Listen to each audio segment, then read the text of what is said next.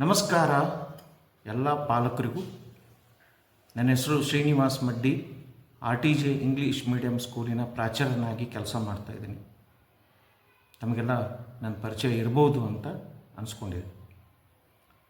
ನನ್ನ ಈ ಕಿರು ಮಾತುವಿನ ನಂತರ ಒಂದು ಸುಂದರವಾದಂಥ ಒಂದು ನಾಟಕ ಮಕ್ಕಳ ಒಂದು ಪ್ರದರ್ಶನವನ್ನು ನಾವು ನೋಡ್ತೀವಿ. ಈ ನಾಟಕದ ಪ್ರದರ್ಶನದ ಜೊತೆಗೆ ಮಕ್ಕಳು ತಮ್ಮ ವಿಷಯ 4ನೇ ತರಗತಿ ವಿದ್ಯಾರ್ಥಿಗಳು ಈ ನಾಟಕವನ್ನು ಪ್ರದರ್ಶನೆಯನ್ನು ಮಾಡಿದ್ದಾರೆ. ಈ ನಾಟಕದ ಮುಖಾಂತರ ಮಕ್ಕಳು ನಮ್ಮ ದೇಹವನ್ನು ಯಾವ ರೀತಿ ಸ್ವಚ್ಛವನ್ನು ಸುರಕ್ಷಿತವಾಗಿಟ್ಕೋಬೇಕು ಅನ್ನೋ ಒಂದು ಮಾಹಿತಿಯನ್ನು ನಮಗೆಲ್ಲರಿಗೂ ಆಂಗ್ಲ ಮಾಧ್ಯಮದಲ್ಲಿ 4ನೇ ತರಗತಿಯ ಮಕ್ಕಳು ಭಾಳ ಸುಂದರವಾಗಿ ನಮ್ಮ ಮುಂದುಗಡೆ ಪ್ರದರ್ಶನವನ್ನು ಮಾಡ್ತಾಯಿದ್ದಾರೆ. ನನ್ನ ಒಂದು ಯೋಜನೆಯ ಪ್ರಕಾರ ಮಕ್ಕಳು 4 ಗೋಡೆಯೊಳಗಡೆ ವ್ಯಾಸಂಗವನ್ನು ಮಾಡುವುದರ ಜೊತೆಗೆ ಪ್ರಾಯೋಗಿಕವಾಗಿ ಅಂದರೆ ಪ್ರಾಕ್ಟಿಕಲ್ ರೂಪದೊಳಗಡೆ, ಪ್ರದರ್ಶನದ ರೂಪದೊಳಗಡೆ ಕ್ರಿಯಾತ್ಮಕವಾಗಿ ಒಂದು ಕಲಿಕೆಯ ಯೋಜನೆಯನ್ನು ನಾವು ಹಮ್ಮಿಕೊಳ್ತಾ ಇದ್ದೀವಿ. ಮುಂಬರುವಂಥ ಸಮಯದೊಳಗಡೆ ಅಂದರೆ 2ನೇ ಸೆಮಿಸ್ಟರ್ ನಂತರ ಎಲ್ಲ ತರಗತಿ ಅಂದರೆ LKG, ನರ್ಸರಿ, UKGದಿಂದ ಹಿಡಿದು 10ನೇ ತರಗತಿಯವರೆಗೂ ಕೂಡ ಈ ಪ್ರಾಯೋಗಿಕ ಮಾಧ್ಯಮದಲ್ಲಿ ಅಂದರೆ ಪ್ರಾಕ್ಟಿಕಲ್ ಮೆಥಡದೊಳಗಡೆ ಮಕ್ಕಳಿಗೆ ಬೋಧನೆಯನ್ನು ಮಾಡುವಂಥ ಒಂದು ಪ್ರಯತ್ನವನ್ನು ನಾವು ಹಮ್ಮಿಕೊಳ್ತಾ ಇದ್ದೀವಿ. ಇದರಿಂದ ಮಕ್ಕಳಿಗೆ ಶಾಶ್ವತವಾಗಿ ಆ ವಿಷಯವನ್ನು ತಮ್ಮ ಜೀವನದೊಳಗಡೆ ಅಳವಡಿಸುವಂಥ ಒಂದು ಪ್ರಯತ್ನವನ್ನು ನಾವು ಮಾಡ್ತಾಯಿದ್ದೀವಿ. ಅದಕ್ಕೊಂದು ಉತ್ತಮ ಉದಾಹರಣೆ ಇವತ್ತು ಮಾಡಿದಂಥ ಒಂದು ನಾಟಕ ಪ್ರದರ್ಶನ. ನನ್ನ ಒಂದು ಕಿರು ಪರಿಚಯ ನಂತರ ಆ ಮಕ್ಕಳು 4ನೇ ತರಗತಿಯ ಮಕ್ಕಳು ವೇಷಭೂಷದ ಜೊತೆಗೆ ಅಂದರೆ ಕಾಸ್ಟ್ಯೂಮ್ ಜೊತೆಗೆ ಕೆಲವೊಂದು ಮಕ್ಕಳು ತಾಯಿ ಆಗಿದ್ದಾರೆ, ಅಜ್ಜಿ ಆಗಿದ್ದಾರೆ.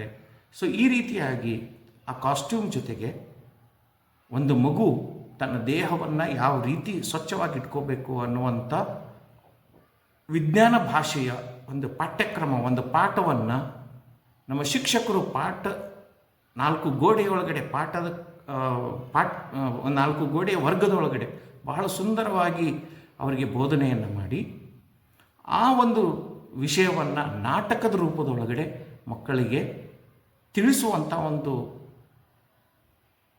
ಅತ್ಯಮೂಲ್ಯವಾದಂಥ ಪ್ರಯತ್ನವನ್ನು ಮಾಡಿದ್ದಾರೆ. ಈ ರೀತಿಯಾಗಿ ನನ್ನ ಯೋಜನೆಯ ಪ್ರಕಾರ ಶಿಕ್ಷಕರು ತಮ್ಮ ವಿಷಯದಲ್ಲಿ ಸಂಬಂಧಪಟ್ಟಂಥ ಈ ನಾಟಕವನ್ನು ಪ್ರಾಕ್ಟಿಕಲ್ ಮಾಧ್ಯಮದೊಳಗಡೆ ಮಕ್ಕಳಿಗೆ ಮುಂಬರುವಂಥ 2ನೇ ಸೆಮಿಸ್ಟರ್ ಒಳಗಡೆ ತಮಗೆ ಪದೇ ಈ ರೀತಿಯಾದಂಥ ಒಂದು ಪ್ರಾಕ್ಟಿಕಲ್ ಮೆಥಡಿನ ಒಂದು ಮಾದರಿಯನ್ನು ತಾವು ತಮಗೆ ತಲುಪಿಸುವಂಥ ಒಂದು ಪ್ರಯತ್ನವನ್ನು ಮಾಡ್ತಾಯಿದೆ. ಈ ಒಂದು ಪ್ರಯೋಗಕ್ಕಾಗಿ ಮಕ್ಕಳು ಬಹಳ ಸುಂದರವಾಗಿ ಪ್ರದರ್ಶನವನ್ನು ಮಾಡಿದ್ದಾರೆ.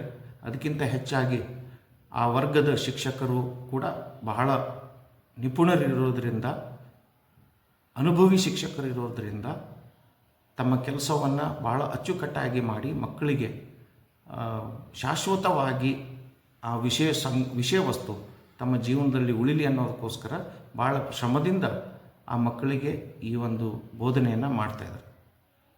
ಅದಕ್ಕಾಗಿ ನನ್ನ ಈ ಕಿರು ಪರೀಕ್ಷೆಯ ನಂತರ ಈ ನಮ್ಮ ವಿಡಿಯೋವನ್ನು ಸಬ್ಸ್ಕ್ರೈಬ್ ಮಾಡೋದರಿಂದ ನಮ್ಮ ಶಾಲೆಯಿಂದ ಬರುವಂಥ ಯಾವುದೇ ವಿಡಿಯೋ ನಿಮಗೆ ಬಹುಬೇಗನೆ ತಲುಪುವಂಥ ವ್ಯವಸ್ಥೆಯನ್ನು ಮಾಡ್ತಾಯಿದ್ದೀವಿ. ಅದಕ್ಕೆ ಸಬ್ಸ್ಕ್ರೈಬ್ ಮಾಡಿ. ಆಮೇಲೆ ನಿಮ್ಮ ಒಂದು ಗೆಳೆಯರ ವಾಟ್ಸಪ್ ಗ್ರೂಪ್ ಇರ್ತದೆ, ಆಮೇಲೆ ಸಹೋದ್ಯೋಗಿಗಳ ವಾಟ್ಸಪ್ ಗ್ರೂಪ್ ಇರ್ತದೆ, ಎಷ್ಟೋ ವಾಟ್ಸಪ್ ಗ್ರೂಪಿಗೆ ಶೇರನ್ನು ಮಾಡಿರಿ. ಆಮೇಲೆ ಕಮೆಂಟ್ ಮಾಡೋದ್ರಿಂದ ನಮ್ಮ ಮಕ್ಕಳ ಒಂದು ಈ ಶ್ರಮ, ಶಿಕ್ಷಕರು ಮಾಡಿದಂಥ ಶ್ರಮಕ್ಕೆ ಒಂದು ಬೆಲೆ ಬರ್ತದೆ, ಪ್ರೋತ್ಸಾಹ ಸಿಗ್ತೈತೆ. ಅದಕ್ಕೋಸ್ಕರ ದಯವಿಟ್ಟು ಮರೆಯದೆ ಕಮೆಂಟನ್ನು ಮಾಡಿರಿ ಅಂತ ಕೇಳ್ಕೊತಾ ತಮ್ಮ ಈ ಶ್ರೀನಿವಾಸ್ ಮಡ್ಡಿ ಮಾಡುವಂಥ ವಂದನೆಗಳು. ನಮಸ್ಕಾರ.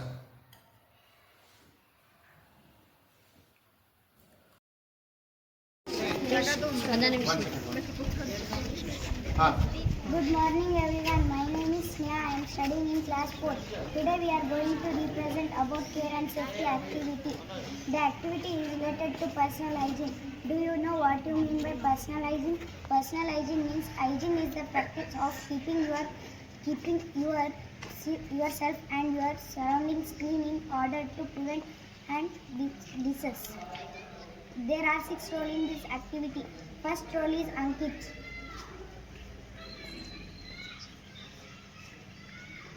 My role is Ankit. My role is Ankit. Next role is Ankit mother. My role is Ankit mother. Third role is Ankit father. My role is Ankit father. Next role is Ankit grandmother. My role is Ankit grandmother. Next role is Ankit grandfather. My role is Ankit grandfather. Next role is Ankit sister. My role is Ankit sister. Ankit is a lazy and a shabby boy. Whenever he is asked to do something, he is only responsive by. First role is Ankit mother. Loudly. Hi Ankit, you are not going to party like this. Go.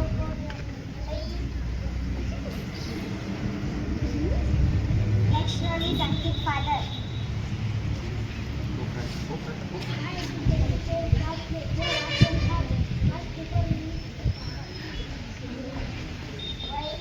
Next role is Ankit grandmother. Why Ankit? Your nails are grown so long. Why? Next role is Ankit grandfather. Why Ankit? Why? Next role is Ankit mother. Why Ankit? I am not doing the breakfast. Go. Brush your teeth fast. Next role is Ankit sister. Why Ankit? It is a color clock and you should not end up and go have a bath. Next role is Ankit grandmother. Why Ankit? Start watching TV. It is 7 p.m. Go to sleep. Why? Now we are going to tell importance of personal hygiene. First, personal hygiene is why bath.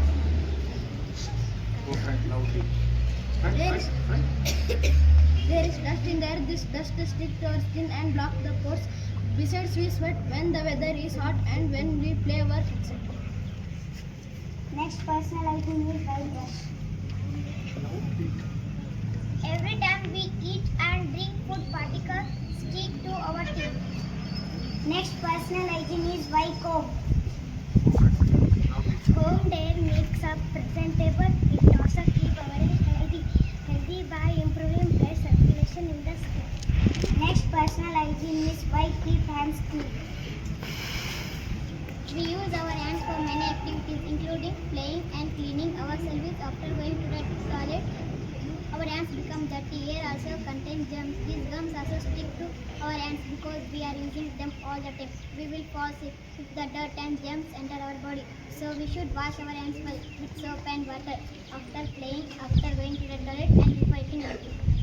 Next, personal hygiene is why clean nails regularly.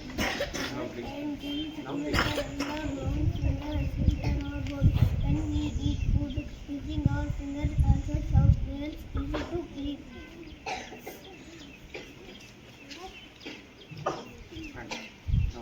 Next, if the Buddha had said something good about personal hygiene. To keep the body in good health is a duty and a life. We should not be able to keep our mind strong and clean.